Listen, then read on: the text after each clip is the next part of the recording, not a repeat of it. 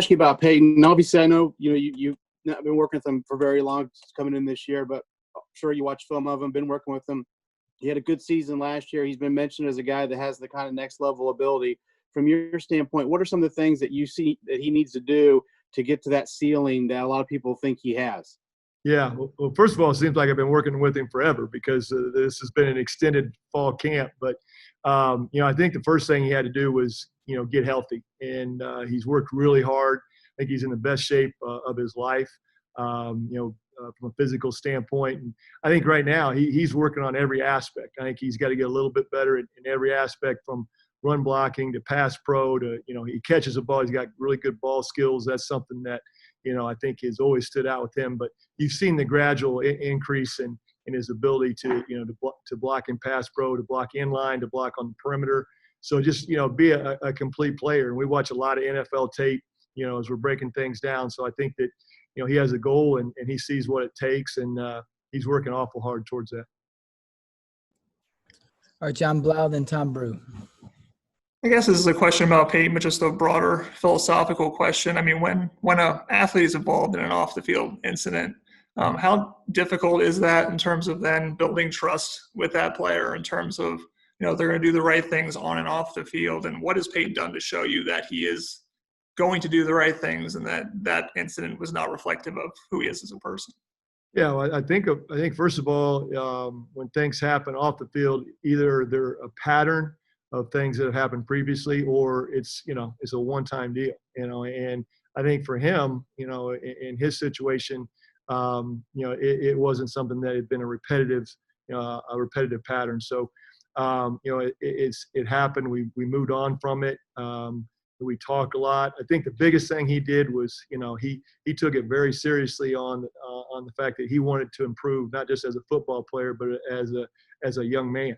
And I think he's done every single thing that you could possibly do, given the situation that he was put in, to try and improve as a young man, and not just a football player. So that takes on and off the field commitment. And, when you see a guy doing what he's done over the last few months, and also dealing with two surgeries in the offseason, so there's a lot of things going on, you see that perseverance that built a lot of trust. All right, Tom Brew, then Kevin Brockway.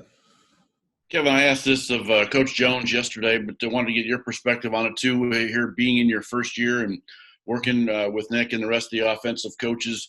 Can you tell me a little bit about your learning curve in regards to getting comfortable with this offense and how you and your guys kind of fit into that? Yeah, I mean, it's that's a good question, because we've got to, and Jason and I talk about this all the time. I think 2 different times we got to 4 practices. We got to 4 practices in spring, and we got to 4 practices in the fall before we had to shut it down. So we didn't know what happened after practice 4, so we knew on paper, but just going out and seeing it. So it has been a little bit different than, your normal learning curve, because usually you would go through the whole, basically your whole install in the spring and then come right back in the fall and go through your whole install. And so it's just been a little bit more chopped up. But I think that, from my standpoint, it's been really good for me, getting to know the players, getting to know the coaches, getting to know the system, because we've had, probably one of the longest fall camps on record. It's just been a little bit different than usual. So, we've done situational football more than usually you'd have the opportunity to do, which I think helps. So I'm excited really to get to the point where we start game planning and start paring it down a little bit. All right, Kevin, and then back to Matt. Yeah, just getting back to Peyton quick. You discussed him wanting to be a better person. Do you sense him being remorseful about what happened, and do you sense that kind of showing on and off the field in terms of, how he's working? I do. I mean, I think that, when things happen and you deal with adversity, you can make it about yourself in a lot of different ways. And just to kind of give you an example, him and Matt Bjornson have been 2 of the best leaders in my room. And we've got, a couple young players that have potential to be, I think, very good. And AJ Barner, for example, and he's done a really good job of mentoring AJ and helping him grow, and coming alongside him. And, so that's part of the process of human growth, is coming alongside other people and again, not focusing on you necessarily or on your own goals, but coming alongside, the guys in our tight end room. And, we talk about the importance of the room and building the room, and especially this year when you're going to have some depth. And, both Peyton and Matt both, I think, have done a really good job with that and helping the younger players along and building the room. So, they are the leaders of the room. And, I think, again, that displays that unselfish attitude, displays the growth that, we were looking for. All right, back to Matt and then John. Coach, you mentioned A.J. Barner. He's a guy that Coach Allen has brought up a couple times about how impressive he's been early on. Coach Sheridan mentioned the same thing. Wanted to ask about just what have you seen from him? And then also you have another newcomer, Cam Taylor. How's he kind of fitting in, and what do you see their roles? Obviously you mentioned depth and how important it is. How nice is it to have a veteran guy like Cam come in a year where you might need to play a bunch of guys? Yeah, that's, kind of to your point. I mean, we talk about building the room, and from day one, we said, hey, we're going to have 5 guys that, that we can play on any given Saturday. So everybody in the room, knows that. And I think it's really helped our room.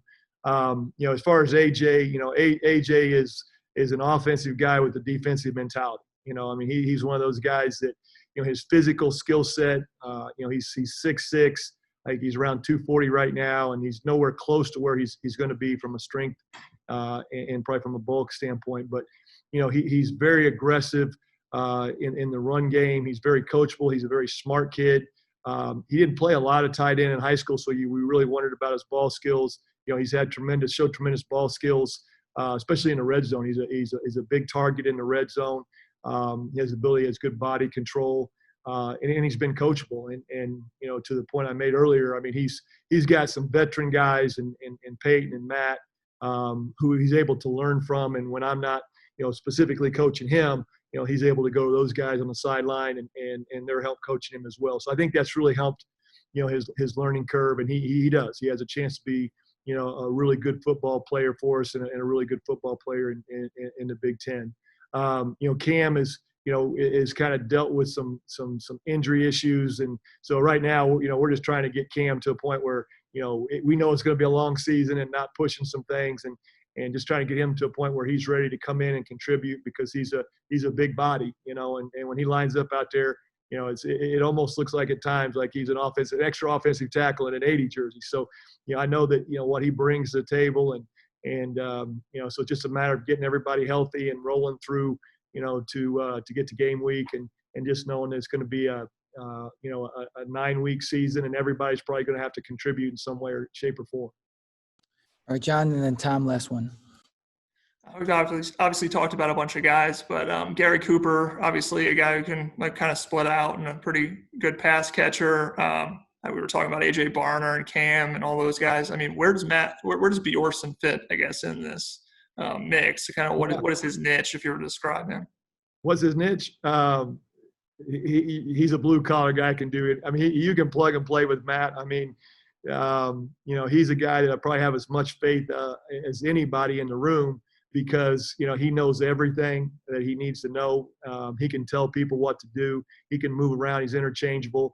He's a tough kid. So, we've used him, inline blocking. He's made, I gave him a hard time about, sometimes not being a great pass receiver, but I haven't seen that. I don't know. You'll have to ask the other guys when they get on, but I haven't seen Matt drop a pass. So he's highly underrated as a pass receiver, I would say that. But, the thing about Matt, he's right there in my mind with Peyton. I mean, in regards to having the ability to go in and he's played snaps on Saturday, and what he's going to maybe lack at sometimes in physical, size, he's going to make up for it hard. And, he's a guy that finishes to the whistle. So, I think that Matt's a guy that can plug and play, wherever we need him. He can be the guy on the field if we're in our 11 personnel package and, he can do it all.